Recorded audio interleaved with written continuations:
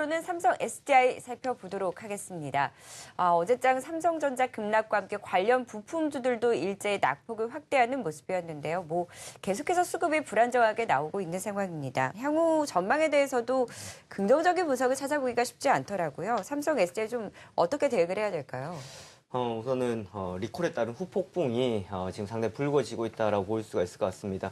전에 삼성전자뿐만 아니라 삼성 SDI, 삼성전기까지 급락세를 보여줬었는데 특히나 지금 삼성 SDI가 가장 우려스러운 이야기들이 많이 나오고 있는 상황들입니다.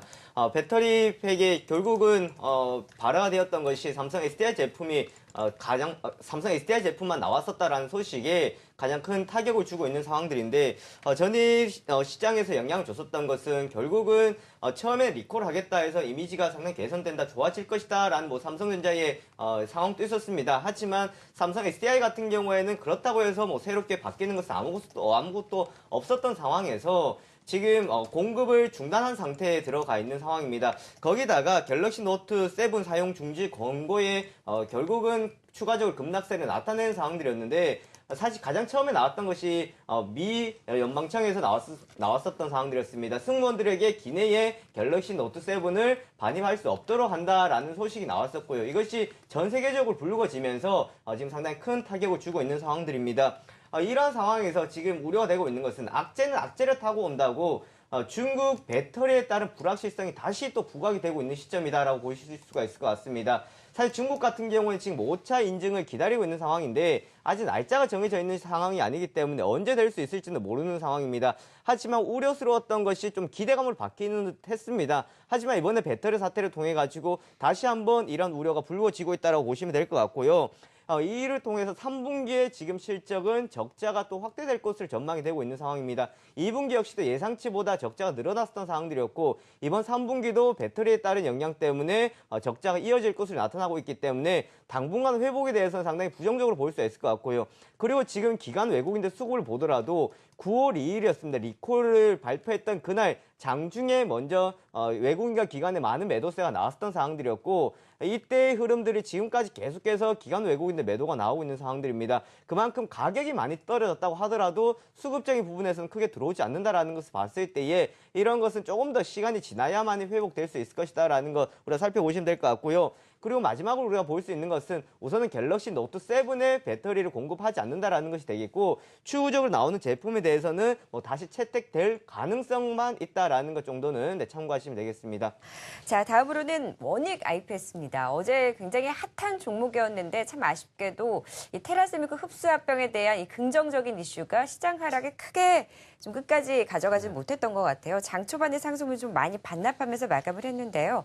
이 두 회사의 합병 좀 어떻게 판단하고 계세요? 그래도 현재 상황에서는 긍정적이기 때문에 시장이 이렇게 좀 불확실성하고 변동성이 있을 때는 원익 IPS나 테라세미콘 같은 경우에는 긍정적으로 접근의 타이밍으로 보실 수 있을 것 같습니다. 우선 전일 원익 IPS가 테라세미콘을 흡수 합병한다라는 소식에 원익 IPS는 장중에 5% 이상의 6%까지의 강세를 보였습니다. 하지만 상승폭이 좀 반납하고 끝나는 상황이었는데 지난 금요일날 발표가 나왔었습니다. 원익 IPS가 존속 법인이 되는 것이고 테라세미콘이 소멸 법인이 됩니다. 2014년 1월 달에 테라세미콘을 인수를 하고 난 뒤에 지금 흡수 합병한다라는 건데 그만큼 사업 구조를 지금 개편을 해서 앞으로 좀 더 성장을 하겠다라는 것을 볼 수가 있을 것 같은데요. 우선 지금 두 회사의 합병의 시나리오를 두고 시장에서 상당히 긍정적으로 많이 볼 수가 있는 상황입니다. 디스플레이 종합 장비 회사로 발전하겠다라는 포부를 밝히고 있는데 우선 가장 긍정적인 것은 두 회사 간에 중복 장비가 없다라는 겁니다. 그만큼 중복 장비가 없기 때문에 앞으로의 판로를 좀 더 개척할 수 있을 것 같고요. 그리고 원익 IPS는 반도체 장비 매출이 높은 상황이고 테라세미콘 같은 경우에는 디스플레이 매출이 높은 상황들이기 때문에 상당히 긍정적인 포인트로 보시면 되겠습니다. 거기다가 단조로웠던 거래의 다양화를 보실 수 있을 것 같은데요. 테라세미콘은 중화권에 지금 지속적으로 공급 계약을 체결하고 있는 상황이기 때문에 원익 IPS가 이것을 통해서 앞으로 중화권 진출까지 한다 그러면은 이건 역시도 시장에서 전체적인 평가를 봤을 때 좋은 평가다라고 볼 수 있을 것 같고요. 비용 절감을 통한 원가 경쟁력을 강화할 수 있을 것이다 라는 것 또한 비용적으로 긍정적인 포인트라고 보시면 될 것 같습니다. 외형이 증가가 되는 상황에서 추가적 디스플레이 장비 연구 개발의 효율성을 증가한다라는 대목으로 보시면 될 것 같은데요. 이 두 기업의 이제 합병에 따른 결과는 내년 이제 1월 달에 상장이 됩니다. 신주는 내년 1월 5일에 상장이 되는데 아직까지 남아있는 여러 가지 절차가 있습니다. 하지만 이 절차를 통해서 합병이 뭐 무효가 될 것이다라는 것은 지금 없을 것을 보여지고 있고요. 제가 지금 계산을 해보니까 테라세미콘을 지금 매수를 하신다 그러면은 현재 원익 IPS의 가격과는 거의 동일한 상황입니다. 그러니까 두 회사 간에 지금 가격 차이는 많이 없는 상황이기 때문에 접근의 타이밍을 보신다 그러면 테라세미콘으로 보시던 원익 IPS로 보시던 둘 다 시너지를 보고 접근하시는 게 좋겠고요. 만약에 테라세미콘이 여기서 하락을 한다 그러면 원익 IPS보다 테라세미콘 접근이 더욱더 유효하다라고 보시면 될 것 같습니다.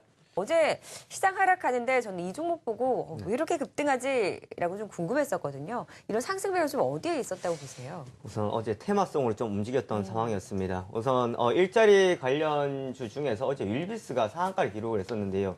윌비스가 급등을 하면 사람인 HR, 그다음 에스코네 관련주들이 따라가는 상황이었습니다. 일자리 관련주라고 묶어볼 수 있는 관련주들이 동시다발적으로 상승을 하면서 시장 투자자들이 상당히 많은 관심을 보였습니다. 우선 사람인 HR을 보기 전에 먼저 말씀드려야 될 것이 윌비스일 것 같습니다. 윌비스는 우선 두 가지라고 보시면 될 것 같은데요. 첫 번째는 지금 대선 테마와 엮여있다라는 인맥과 엮여있다는 소식이었고요.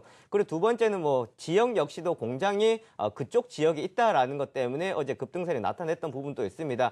하지만 우리가 사람인 HR을 봐야 될 포인트는요. 우선은 정부에서 밝혔던 내용들이 있습니다. 내년도 국가공무원 인력 조기에 증원 계획하겠다라는 소식이었습니다. 청년 일자리 창출을 앞장서겠다라는 것을 볼 수가 있겠는데요. 46개 정부 부처에서 총 4천여 명을 지금 뽑겠다라는 것을 밝혔습니다. 그만큼 지금 취업난에 허덕이고 있고 일자리가 많이 없는 상황이기 때문에 조금 더 증원을 해서 앞으로 일자리 늘리겠다라는 포부를 볼 수 있는데 과연 이것이 정말 실질적으로 실업률을 줄일 수가 있는지는 우리가 좀 생각해 봐야 될 대목인 것 같고요. 사람인 HR 같은 경우는 적극적인 투자를 가지고 성장세를 이어가고 있는 기업은 맞습니다. 지난해 영업이익이 100억 원 이상이 나왔었는데 모회사 다오기술의 적극적인 지원을 받아서 지속적 연구개발에 들어가고 있는 상황들이 되겠고요. 지금 PC뿐만 아니라 모바일에서도 많은 관심들을 받고 있는 상황들입니다. 우리나라 대표적인 취업 사이트라고 알고 계실 건데 이것을 통해서 앞으로의 모바일을 통한 성장이 조금 더 기대가 되고 있는 측면은 맞겠고요. 그리고 일자리를 좀 확대하고 앞으로 청년 실업률이 지금 증가하고 있는 상황이기 때문에 이것을 줄이겠다 하는 앞으로의 지금 정치권에 대한 이야기들 많이 나오고 있는 상황입니다. 사실 이제 내년이면 대선인데요. 인맥 관련주들이 많이 움직였던 상황이었습니다. 하지만 이제 정책적으로 봤을 때도 청년 실업, 그만큼 젊은 표들을 얻기 위해서는 앞으로 당장에 필요한 것이 실업률을 좀 개선하는 것이 필요하다라는 거 볼 수가 있을 것 같거든요. 그렇기 때문에 사람인 HR 같은 경우에는 충분히 시장에서 관심을 받았다라고 볼 수가 있을 것 같습니다. 하지만 우리가 알아두셔야 될 것이 지금 일자리 관련주도 역시도 테마성을 움직이는 상황들이기 때문에 변동성에 유의하고 접근하시는 전략이 좋을 것 같습니다. 김영철 대표님은 또 연휴를 앞두고 다음 주장 전략 어떻게 세워주실 수 있을까요? 우선 불확실성이라는 가장 큰 악재를 만났다라고 보시면 될 것 같은데요. 어제 미국 시장도 보셨다시피 이제는 말장난이 시작이 되었습니다. 되어야 되는 이유, 금리 인상이 되지 말아야 되는 이유. 사실 금리 인상이 안 된다, 시장이 안 좋아서 안 된다 하면은 결국은 장기전으로 봤을 때는 부정적이라 볼 수 있을 것 같습니다. 어차피 금리 인상이 될 거면 시장이 회복이 되는 상황에서 예측 가능한 범위 내에서 금리 인상 되는 게 가장 좋은 시나리오인데 최근 시장 금리 인상에 대한 것을 이슈를 좀 잊고 있다가 다시금 이러한 이제 악재들이 드러났다라고 보시면 될 것 같습니다. 새로운 것은 없는 상황에서 좀 그때까지의 어느 정도의 불확실성에 따른 우려감이 작용하고 있다라고 보시면 될 것 같고요. 우리나라 같은 경우에는 이런 금리 인상 이외에도 갤럭시의 사태 등 전체적으로 봤을 때 심리적인 지지 라인들이 이제 이탈이 되었다라는 것을 볼 수 있을 것 같은데 특히나 주목해야 될 점은 어제 삼성전자에서 연기금의 대량의 매도가 나왔다라는 겁니다. 금융투자가 매수가 들어오는 상황에서 연기금 매도가 나왔다라는 것은 그만 보수적이었던 연기금이 삼성전자에서 우선은 우려스러운 마음에 던지고 본다라고 보실 수 있을 것 같은데요. 지금 그래서 시장은 삼성전자를 믿는 것이 아니라 오히려 전체적인 다른 종목들로 조금 이동이 될 가능성이 있지 않을까라는 예상들도 해볼 수 있을 것 같습니다. 그래도 뭐니 해도 한국에서는 삼성전자라고 볼 수가 있을 것 같은데요. 하지만 단기적인 이러한 이슈를 통해 가지고 조금 더 가격적인 매력을 통해서 들어오기 이전까지는 우리가 좀 기다리는 전략이 필요할 것 같고요. 외국인과 연기금의 좀 수급에 우리가 초점 맞출 필요성이 있을 것 같습니다. 전일 외국인들의 매도세가 상당히 크지는 않았습니다. 하지만 삼성전자의 하락이 컸었기 때문에 시장에 줬었던 하락의 포인트는 크게 나타났다고 볼 수가 있을 것 같은데요. 오히려 오늘 반등이 나온다 그러면 대형주의 반등도 있겠습니다. 하지만 소형주들, 작은 종목들의 반등세가 오히려 더 강하게 나타나지 않을까라고 볼 수가 있을 것 같고요. 앞으로 자동차나 화장품, 소형주는 여전히 잡아가는 접근 전략으로 유효한 상황이기 때문에 그 포인트를 보고 가시면 좋을 것 같습니다.